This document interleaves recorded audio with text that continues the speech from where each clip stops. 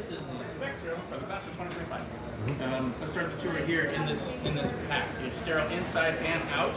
And this is a pre-bypass filter, so before you connect it to a patient, before you put blood in the circuit, this thing would have to come out. But right in here, that system right there, that's going to come out, and you're going to put a human being in there. And the red side is going to be where we're going to pump blood into the human, and then this half-inch side without any color on it is going to be how we draw blood out. So for a reference point, this is where it's coming from. It's coming down from the patient, and I see some problems down there already. And it's going to come down the venous line into the top of the cardiotomy reservoir. So from here, it drains into the back. You've got two separate filtering chambers here. This one is very lightly filtered for the clean blood that came out of the radiator. Over here, runs downhill to there. We're going to pull it out of here. Also, gravity would do it, but below it. But we're going to pull it out of there with the inlet of this centrifugal pump. Probably can't activate. It looks like it's got a broken button on it. It spins around and it comes to the outlet here, and it looks like it's going into the top of the oxygenator here. This is an oxygenator heat exchanger, so you should have some water hookups here as part of your setup. Here's one now. So here's a Hansen fitting. Pull that back. When you pull this back, those ball bearings get more degrees of freedom of motion. Put that on there, and then push till it clicks. There you go. So a couple of those would simulate now ultimately hooked up to another device, which is the water bath.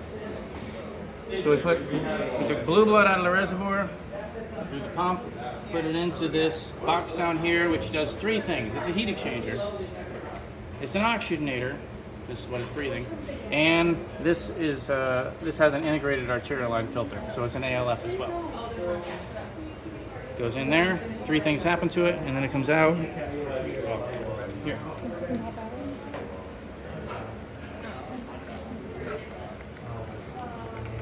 Well, we didn't hook up the fusion line either. Comes up there. That was good.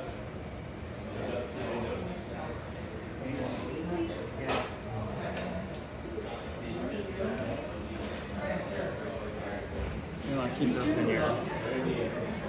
The rebuild bin. So we start. I'll start just connecting the car to the line. Yes.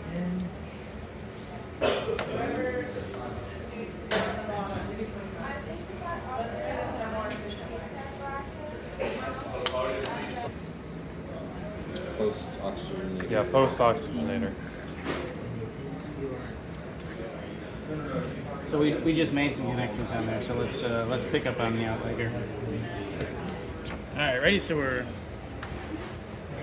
Is this thing on? Yeah. So we're on the outlet of the oxygenator here. The blue blood went in, and then we're going to have an outlet and an outlet. This is the arterial outlet to the patient, which has some monitoring devices that we'll check in a moment. And this is going to be the cardioplegia line. So this is the red blood, blue blood went in here. Red blood comes out to the recirculation line, which they're probably clamped most of the time. And another aliquot of red blood can come out here and go to the inlet of the cardioplegia pump here. And then another largest line comes out here and goes up the arterial line and ultimately to the patient. Notice that as that blood comes up here, it has the opportunity to go across an AV bridge and right back down again. So this is one of the 3 or 4 shunts that we want you to be aware of. And when you set up in prime, you wouldn't close this until it's primed. But for now, we're only focusing on dry setups.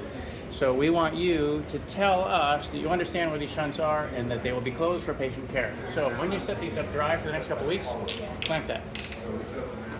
When you give us a circuit and say, can you check my dry setup, we're going to check the shunts to make sure they're closed. So you told us that you know that would be closed.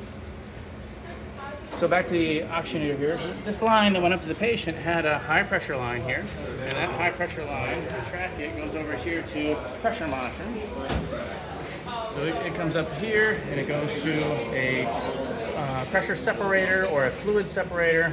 You have sterile blood to this side of that movable diaphragm, and then you have non-sterile air above that. And this allows us to use these transducers more than one time. So we'll have to teach you techniques for priming that thing. What else do we have down here?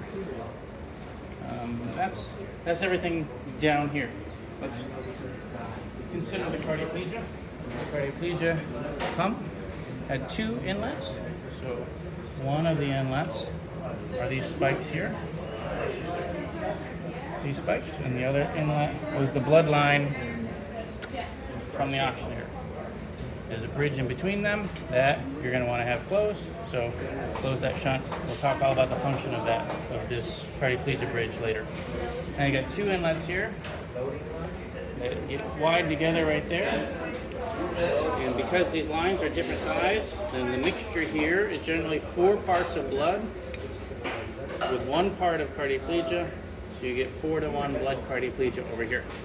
It goes up this line into the heat exchanger. This heat exchanger is, when it's in this rack properly, it's set at just a little bit of an angle, so it naturally fills to this point.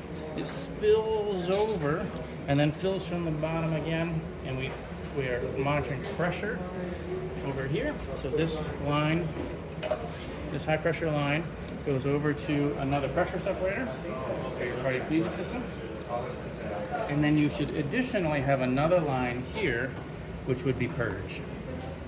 So do you have a purge line? So that's on our wish list, and we're going to try to find one. Okay. So the line that you put in there will have a one-way valve in it, so it can only flow in this direction. So that's one of its requirements. And the second thing is you have to have a way to turn that off. So either at this end or at that end, where it connects to the reservoir, you'll have a 3-way stop. Oh, wait, we're on. Here we have such a purge line. It's a little bit larger, so you can get large volume through it. It's got a one-way valve in it, and they put some notations on it to show you the direction of flow.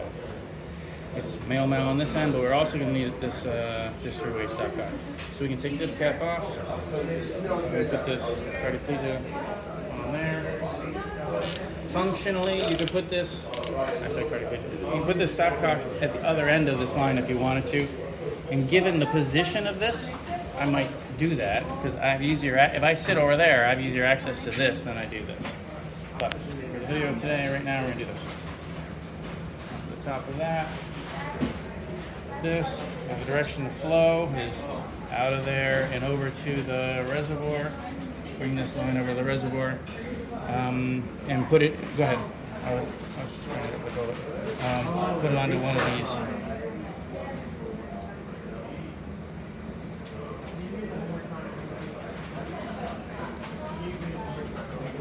I guess we didn't talk about this. That is good. Yeah. So what's this thing? This is a purge line for the oxygenator heat exchanger. The integrated filter system of this particular oxygenator has a lot of the physical characteristics of an external arterial line filter. They bring the flow in at the top, and then they spin it. So as it goes into this little chamber right here, you see this is round and the inlet is on the side of it. So they're taking the blood and they're spinning it. And then right off the center of that is this purge line, just like you will find in all the external arterial line filters. So the very first thing they want to do is take the bubbles, concentrate them in the center of a vortex, and then allow them to purge back to the top. So for the proper usage of this particular device, this line would be open and purging during the case. So where do you have this one? This one? I think it's weird. Or manifold. So some might suggest that since I always want to have flow through here, since I want to have arterial and venous access here, and this thing has to purge, then I could just get double duty out of this line. I could connect this up over here. And then when I don't want the purge open, I also am not on bypass, so I would close it out. You would naturally close it. So right now you're going to have 1, 2, 3 different purges that you have to keep track of. And if you can start combining them, then that might be helpful. One way to combine them would be to take this cardioplegia purge and put it over here so there's only one stopcock. And you could combine this like this, and you would keep this turned off at 45, everything is off, and then when you go on bypass and you want this to purge, you would turn it off to the cardioplegia. And if you needed to purge during the case, you could purge all of them or just one of them selectively. Sure. And now what we're talking about is some of the preferences that perfusionists have. They may like stop couch right here in front of them. They may like stop couch way out here because they intend to never touch it. They might like 1, 2, 3 different things, and they want to keep track of all of them. They might want to condense it down to one if they could get it all. Okay, so we covered we covered the UV loop. We covered the cardioplegia system. We covered the pressure from the oxygenator, from the transducer, and the pressure from the cardioplegia system. This right here, pressure from the cardioplegia system. So what's left in the circuitry is some vent lines. So here's a vent line. The vent line is going to take blood from the field, and we're going to go to the inlet of the pump, and we're going to pump it over to the cardiotomy section of this cardiotomy reservoir. It's got 2 sections. One, the dirty blood off the field is wrapped in this circle, aggressively filtered, and then venous blood right out of the patient is over here, very lightly filtered. So all things off the field, we want to send to these plugs here, aggressively filtered. Another thing to look at on this vent line is this VRV, the vacuum relief valve. Notice it's got a direction to it. It's designed to have flow go in that. If this were in this direction, and you're drawing off the field, then it would be pointing at that. That would close that, and you'd have no flow, even though the pump is turning. So check the position and the direction of your vacuum relief valve. The position, it's got to be on the inlet side of the pump. And the direction, it's got to be allowing flow off the field and into the pump. I like that this is capped. When you do your dry setup, make sure you keep all of these connections sterile. And then you would need to have a sucker. So this looks like maybe your sucker over here. The way you have it hooked up anyway. Now I think that more traditionally, so this pump is glowing some red lights right now. Over there, the one that's glowing red, does it have a name on it? Yeah, that's our. In classes in the past, I thought that the cardioplegia was a little closer over here, but that's fine. It looks like you're set up properly. So that your cardioplegia is out here, and that makes then this your sucker. The sucker is also going to take lines from the field, and it does not have to have a vacuum relief valve in it. So line from the field to the inlet of the pump, out of the pump, and over to the cardiotomy section. So that's fine. Such that they're just strong and dumb. So you need a computer or a device to make them less dangerous. This is the device. So that pump can sit there and spin, and if we were to then take and attach this to some tissue, it'd suck it right down. And it could start giving, my finger in that case, a little hickey. But if that were on a catheter on the inside of the heart, then you'd be sucking the tissue of the heart onto that catheter aggressively, because it's just a dumb pump. This makes that dumb pump a little safer. If we get tissue attached to this, then these little ports on the side open up and they allow air in and in that direction, so the pump can draw as hard as it wants, but the vacuum above here is limited to something like maybe minus 75, maybe even a little bit higher, minus 100. But it can't be minus infinity, because we're going to draw air in here to relieve that. It's a vacuum relief valve. It relieves the vacuum. The other things we do to make these roller head pumps, which are just strong dumb pumps, safer, is we hook them up to computer systems. And those computer systems then need some input. So some of the inputs are the other electronics that we haven't talked about. So flow probes that we're going to place on the circuit in a moment, and level sensors, which you have across the front here. Here's some level sensors for monitoring the level of the fluid in the reservoir. And you can tell a pump to turn on and turn off, or speed up or slow down based on how much volume you have in the reservoir or how much pressure you have in the system. So do you want to pause that a second? Okay, we're going. Okay, let's look at the electronic monitoring. We're going to have a level sensor. So we would like this pump to know if this reservoir is going to empty. So these are the reservoir level sensors. They need some sticky tape is usually a strip of double-sided tape, and you put the tape there, and then you take this and you squish it onto that tape. And there's a high and a low. It looks like green, and it looks like they're both green. But there's lights that'll illuminate here. This has got the yellow line, and this one, I don't see anything. One of these is for high and low. So you would put it like here and here. And then you can probe around the pump to say, for instance, I want you to give me an audible when it gets below this one, but then I want you to start taking over and save the patient's life if you reach this one, which might be slow the pump down or throw a clamp or do some function. So level sensors should go on. So one of the things we need to work on in this pump is finding the tape and finding some way to secure these so that you can tell us, which one's high, which one's low, and where they go, and what's an appropriate height. The low one's probably pretty low. And take action down here around 100, but give me a warning up here around 400 or 500. So that's one set of electronics. Another set of electronics is pressure monitoring. So here, they were in the other's video because they hook directly up to the fluid line. So one of these came off of your arterial line down here, up to pressure separator, sterile blood down here, non-sterile air up here, over to an electronic transducer, which has some functions. It's got some 0 buttons in here, and we'll talk about those functions another time. There's another pressure transducer over here for your cardioplegia, so it comes off of the purge, not the purge, it comes off of the bubble trap in the back.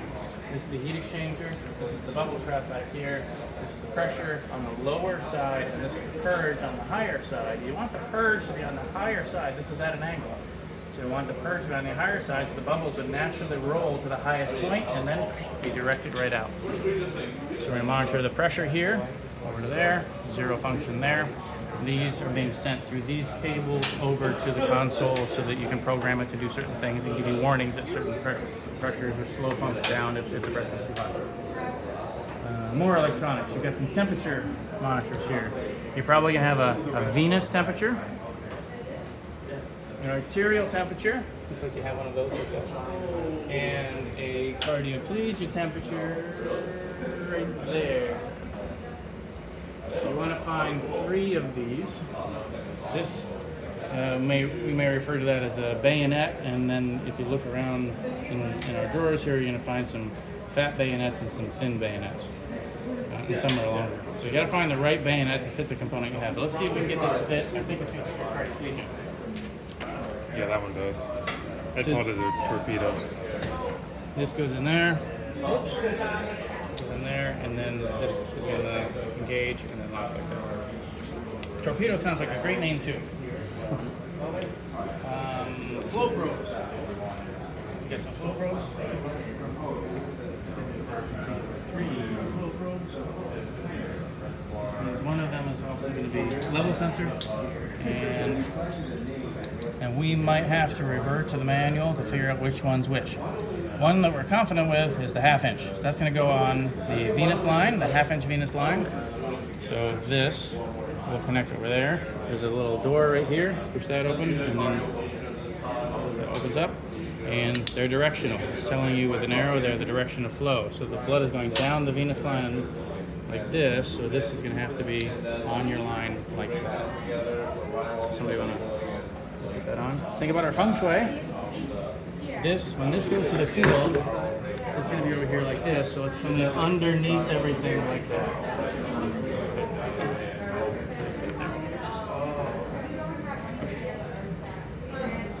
Would this be like hooked up beforehand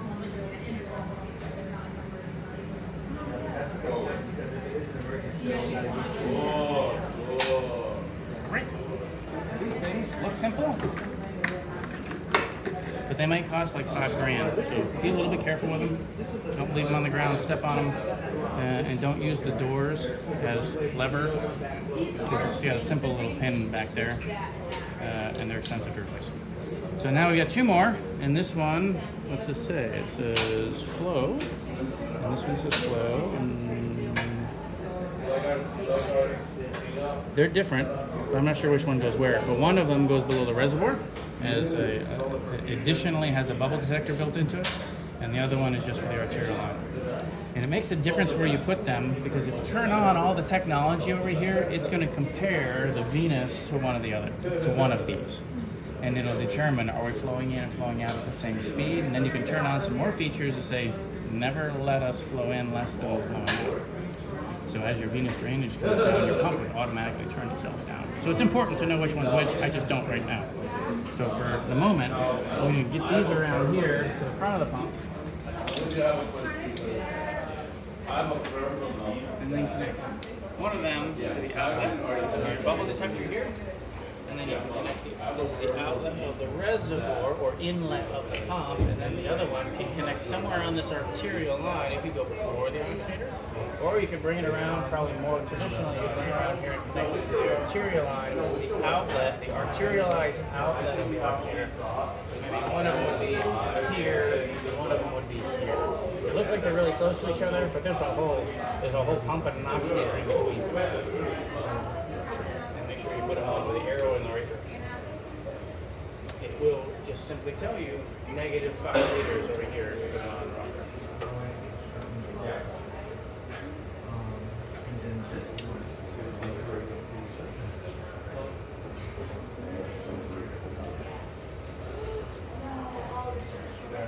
See the bubble? Did we do bubble? Oh yeah, but the bubble is built into this one. Whichever one you're putting here, we hope to be selecting the one that is the bubble. So bubble detector here, flow detector here, flow detector there, flow detector there, pressure, and 3 temperatures. So you need to find one more temperature. Any other questions? All right, easy.